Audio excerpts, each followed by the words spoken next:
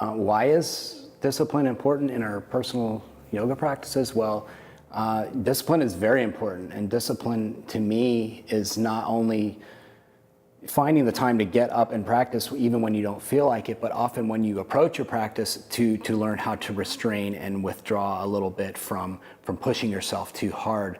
If we look at our yoga practice with the viewpoint of tapas, which is restraint and austerity and discipline, I feel in today's yoga world we kind of go a little too much the other way, and in the pushing aspect. And I think we need to sometimes realize that there's just as much and probably more power in pulling back and not pushing through, and learning how we can take that level of tapas, restraint, austerity, not only from the physical practice but into the outside world.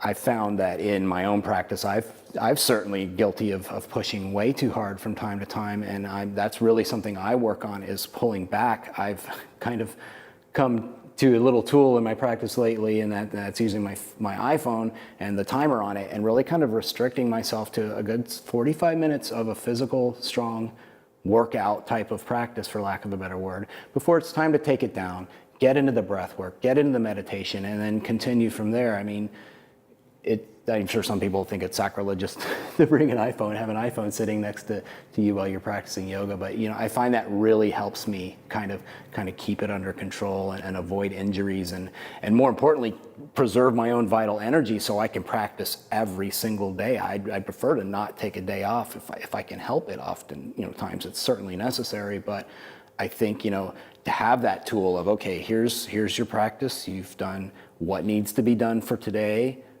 Let's get into the more important things. Let's work with the mind a little bit and the breath. So that's been very important to me in my own personal practice, especially as of late.